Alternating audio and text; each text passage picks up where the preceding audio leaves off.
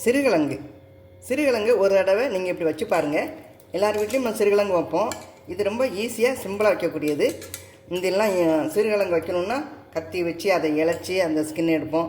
அப்படி இல்லைன்னா வேறு ஏதாவது ஒரு சாக்கு பையில் போட்டு அடித்து அதை தொலியை உரிப்போம். இப்போ அப்படிலாம் எல்லாம் ரொம்ப ஈஸியாக பண்ணிக்கிடலாம். அது எப்படி பண்ணு பார்க்கலாம். ஒரு குக்கரில் நல்லா சிறுகிழங்கை மண் இல்லாமல் கழுவி எடுத்துக்கிட்டு இதில் போட்டு ஒரு விசில் போட்டு நம்ம அவி வச்சு எடுத்துக்கலாம். நீங்கள் ரொம்ப 3-4 விசில்லாம் வச்சிங்கன்னா குழஞ்சிரும். நம்ம அடுப்பு வச்சு வேக வைக்கிற நேரத்தை விட சீக்கிரம் ஒரு விசில் வந்தோடனே அதை அமுத்திடலாம். நமக்கு இப்போ இதில் கொஞ்சம் தண்ணி சேர்த்து கொஞ்சம் உப்பும் சேர்த்து இதை அவி வைக்கலாம். இப்போ இதுக்கு தேவையான தண்ணி சேர்த்தாச்சு. உப்பு இதில் போட்டு அவி வச்சுக்கிடலாம். கேஸ் ஆன் பண்ணியாச்சு. குக்கர் எடுத்து வச்சிடலாம். மூடியும் போடலாம். நமக்கு குக்கரில் ஆவி வந்துருச்சு. இப்போ நம்ம விசில் போட்டுடலாம். இது இப்போ ஒரு விசில் வர்ற வரை இருக்கட்டும்.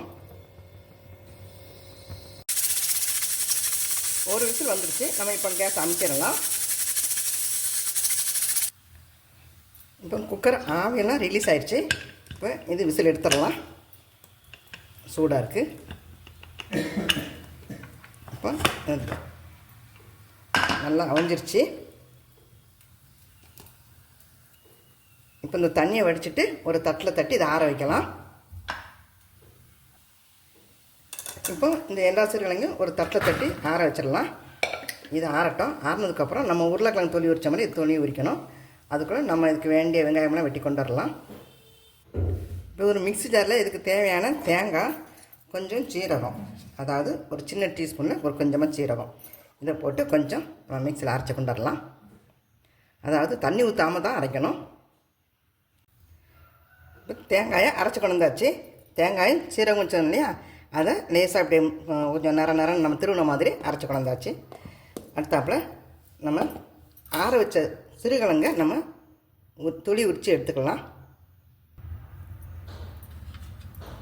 இப்படி உருளைக்கிழங்கு உரித்த மாதிரி எல்லாத்தையும் உரித்து எடுத்துக்கலாம். ரொம்ப ஈஸி, சீக்கிரமே ஆயிரும். எல்லாம் உரித்து எடுத்துட்டு உங்களுக்கு இதில் எதுவும் தூசி இருக்க மாதிரி தெரிஞ்சால் நீங்கள் லேசாக தண்ணியில் கழுவிக்கிடலாம். கழுவிட்டு விட்டலாம், ஒன்றும் பிரச்சனை இல்லை.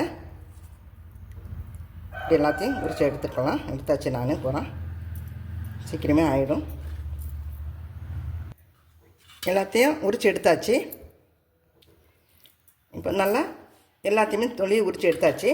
இப்போ இதில் உங்களுக்கு வேண்டிய சைஸை நீங்கள் வெட்டி எடுத்துக்கிடலாம். சின்ன சைஸு, பெரிய சைஸு, கொஞ்சம் குட்டி பீஸாக எடுத்துக்கிட்டிங்கன்னா இன்னும் நல்லாயிருக்கும்.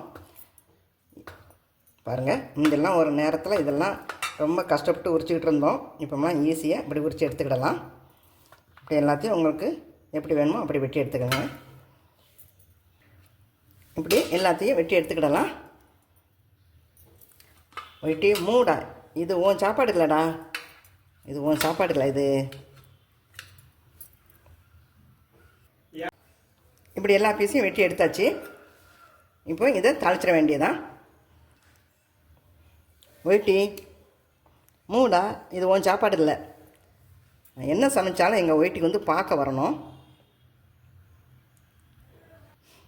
வழி விட்றா, ஆச்சு சமைக்கட்டும். இப்போ சிறுகிழங்கு தாளிக்க அடுப்பை பற்ற வச்சாச்சு. ஒரு பாத்திரத்தை அடுப்பை வச்சிடலாம். எண்ணெய் சேர்த்துக்கிடுவோம். இதில் நான் வந்து கடலெண்ணெய் சேர்க்குறேன். நீங்கள் சமையலுக்கு எந்த எண்ணெய் சேர்க்கீங்களோ அந்த எண்ணெய் சேர்த்துக்கலாம். இதுக்கு கொஞ்சமாக எண்ணெய் போதும், ரொம்ப எண்ணெய் வேணுங்க அவசியமே இல்லை. ஏன்னா அந்த கிழங்குள்ள ருசியே தனி ருசியாக இருக்கும். எண்ணெய் சூடாகிடுச்சு. அதில் கடுகு சேர்த்துக்கிடலாம்.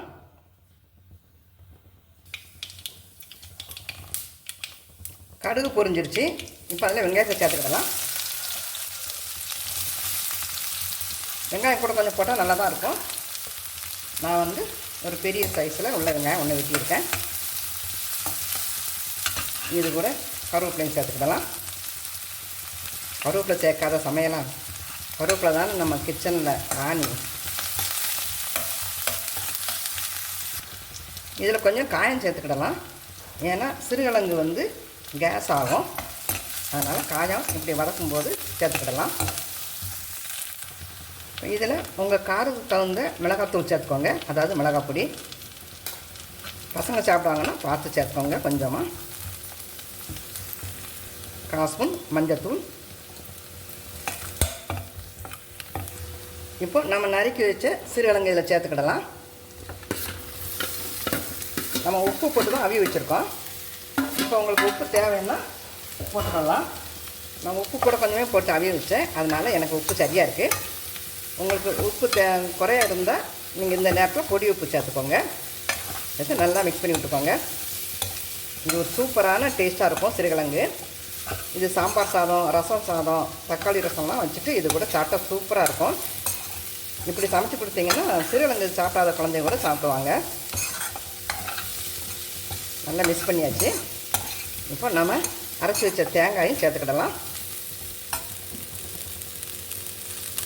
தேங்காய் அளவுக்கு அரைச்சி வச்சோம் இல்லையா, இதை சேர்த்துக்கிடுவோம்.